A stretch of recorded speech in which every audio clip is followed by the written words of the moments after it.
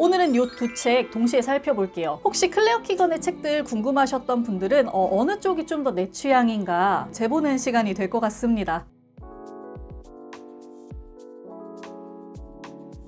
안녕하세요, 공복 여러분, 공백입니다. 모두 잘 지내고 계시나요? 자, 오늘은 제가 요즘 들어 계속 화제가 되고 있는 소설, 서점과 출판인들과 독서인들 사이에서 계속 최고로 꼽히고 있는 작가의 소설을 두 권 들고 돌아왔습니다. 아마 많은 분들이 벌써 입소문 듣고 나도 한번 읽어볼까 하고 계실 텐데요. 바로 아일랜드의 작가 클레어 키건의 책들입니다. 원작을 기준으로 2010년에 발표된 책인 맡겨진 소녀, 그리고 2021년에 발표된 이처럼 사소한 것들인데요. 오늘은 이 두 책 동시에 살펴볼게요. 혹시 클레어 키건의 책들 궁금하셨던 분들은 어느 쪽이 좀 더 내 취향인가, 어느 쪽을 먼저 읽어볼까 한번 재보는 시간이 될 것 같습니다. 자, 그러면 시작해볼까요? 자, 일단 서점에서 더 주목을 받고 있는 책은 아무래도 이 책일 것 같아요. 이처럼 사소한 것들입니다. 2021년에 발표가 된 책이고 우리나라에는 2023년에 출간이 됐어요. 이 책은 킬리언 머피의 주연, 제작으로 영화화되면서 더 많이 주목받은 책인 것 같고요. 부커상 최종 후보기도 했고, 또 이게 아니더라도 각 나라에서 추천사를 써주신 분들이 정말 쟁쟁한 분들이에요. 우리나라에서는 신영철 평론가님과 은유 작가님이 정말 큰 찬사를 남겨주셨고, 일본에서는 또 하루키가 작가에 대해 엄청난 칭찬을 했었죠. 이제 내용을 조금 설명해 드려볼까요? 일단 이 책의 배경은 1980년대 아일랜드의 한 소도시입니다. 나라 전체가 실업률도 굉장히 높고 아주 빈곤한 상태여서 모든 사람들이 정말 혹독한 겨울을 보내고 있는 중인데요. 이러한 가운데 빈 펄롱이라는 남자가 주인공입니다. 펄롱은 석탄을 팔아요. 그래서 뭐 대단히 부유하게는 아니더라도 근근히 아내와 5딸들을 데리고 평범하게 살아가고 있습니다. 이 펄롱이라는 사람의 성장 배경을 아는 게 이 소설에서 좀 중요한데요. 펄롱은 원래 굉장히 빈곤한 가정에서 태어나서 비참한 삶을 살 뻔한 인물이에요. 그런데 미시즈 윌슨이라는 이름의 아주 너그러운 부인을 만나게 되면서 아주 다행스럽게도 굉장히 잘 성장을 한 인물입니다. 자, 어쨌든 이 빌 펄롱이라는 사람이 수녀원에 석탄 배달을 하러 가게 됩니다. 이 수녀원은요, 그 마을 전체에 엄청난 영향력을 끼치고 있는 곳이에요. 펄롱의 딸들이 다니는 학교도 이 수녀원과 밀접한 관련이 있고요. 펄롱이 이 수녀원에 석탄 배달을 하러 갔다가 한 어린 소녀와 마주치게 됩니다. 근데 이 소녀가 웬 창고 같은 곳에 갇혀 있고요. 굉장히 차림새도 좋지가 않아요. 이를 계기로 펄롱은 이 수녀원에서 아이들을 학대하고 불법적인 일을 저지르고 있다는 사실을 알게 됩니다. 동시에 이 거대한 권력 기관을 상대로 자기가 이제 어떻게 해야 되는가라는 고민에 빠지기 시작해요. 그냥 마을 사람들처럼 쉬쉬하면서 침묵할 것인지, 아니면 수녀원을 자극하는 한이 있어도 이 아이를 구할 것인지.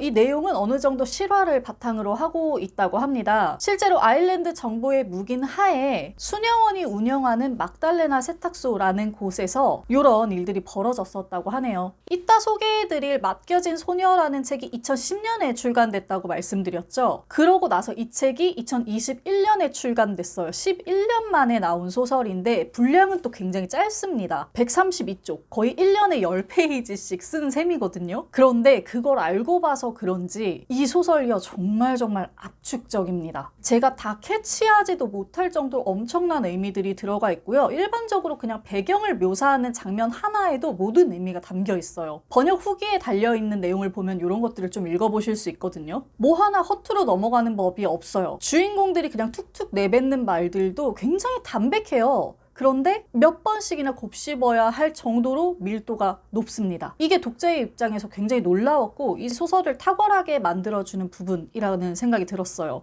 자, 이번에는 이 책 맡겨진 소녀를 소개해 볼까요? 요거는 2010년에 발표가 됐고 국내에는 2023년에 다산북스를 통해서 번역이 됐습니다. 분량 역시 짧아요. 더 짧습니다. 요거는 104쪽. 자, 이 책의 주인공은 한 소녀입니다. 이 친구네 집이 굉장히 가난한 데다가 아이가 많아요. 그래서 이렇다 할 돌봄이라든지 사랑을 잘 못 받고 이 친구가 자라거든요. 자, 이런 상황에서 엄마가 또 한 번 임신을 하게 돼요. 그러면서 살림이 너무 어려워지고 바빠지니까 이 주인공 소녀를 아주 먼 친척, 거의 남이죠.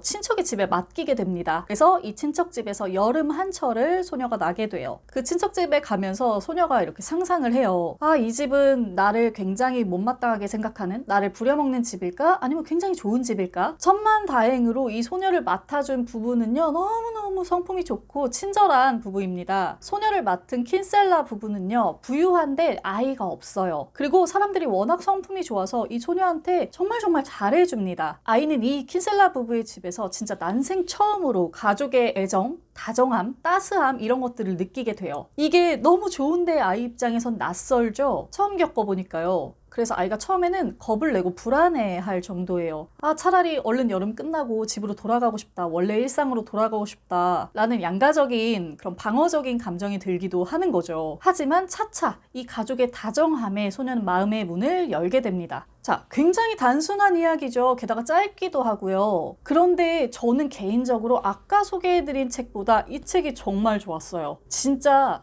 반짝반짝 빛나는 책이었다라는 생각이 들었습니다. 아이의 그 행동과 말과 생각 같은 걸 너무 잘 잡아내고 있는 데다가 이 작가가 보여주는 그 여름날 시골 친척집에서의 한때 이런 배경이 너무 잘 묘사가 되어 있어요. 이 풍경이 진짜 영화처럼 잔상으로 남거든요. 그리고 엔딩도 너무 멋져요. 그래서 굉장히 여운이 길었던 소설이었습니다. 이 소설 또한 영화화가 되었다고 하고요. 이 책이 출간 이후로 아일랜드에서는 계속 교과 과정에 포함이 되어 있대요. 그야말로 국민 소설인 건데 왜 그런지 이해가 될 정도로 저는 너무너무 좋았던 소설이었어요.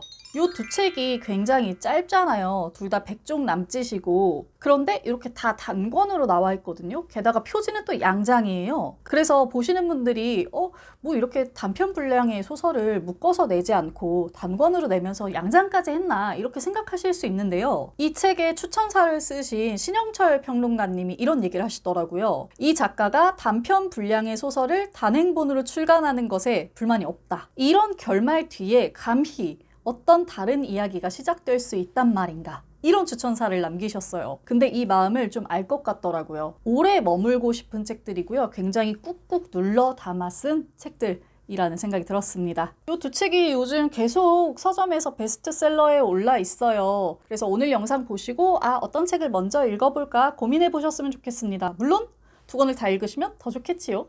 자, 오늘은 이렇게 클레어 키건의 책 2권 여러분께 소개해드렸습니다. 어떠셨나요? 저는 다음번에 더 좋은 책들 들고 돌아올게요. 마지막까지 시청해주셔서 감사합니다. 우리 공복 여러분들 모두 멋지게 책 읽는 시간 되세요. 공백의 책단장이었습니다. 안녕.